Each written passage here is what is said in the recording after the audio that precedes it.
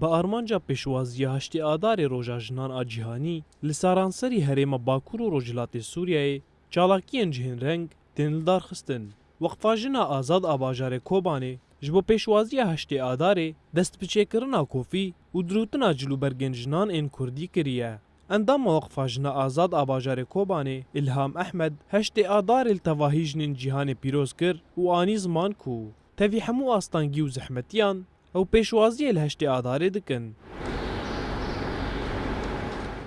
یکی آدار جیته شخا 21 آدار و 8 آدار جیته دی ام به روجا تواهی جهانیه شخا پرانی خمل ام به جلو برگ کردی و به خمدان هر کس تبلی دبه و به احتفال دبه ام به کوفی متشکرنه کوفی جام به برنگه کی تبجو چه دیگی و چه خمل باته به چه بواره خواستن تبوی دیگی شخا طلبیات دیتنه خواستن ام به سبی کو رنگی سر جلی اونا به طبخ دکن امونا چه دکن والکلک و کمبر متشکرنه به کمبر جی برنگه کی دزی و مورکان با اوی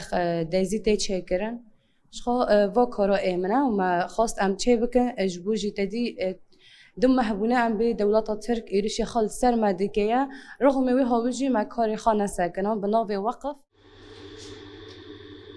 Endama Weqfajina Azad Medîne Qadir jî behsa karê xwe û atmosfêra heştê adarê kir û wiha got ew bi dirûtina cilûbergên Kurdî yên jinan dixwazin rengê jin her di nava civakê de zindî bihêlin.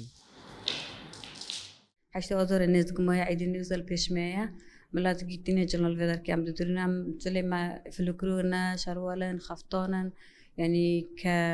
تراس میکه و نم دورون یعنی سر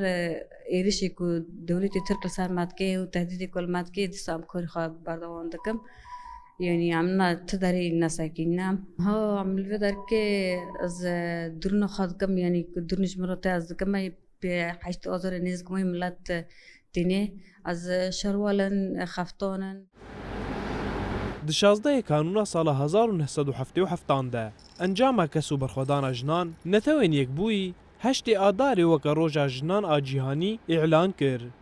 Heştê adarê heya roja me ya îro jî weke roja jinan a cîhanî tê pêjrandin û pîrozkirin.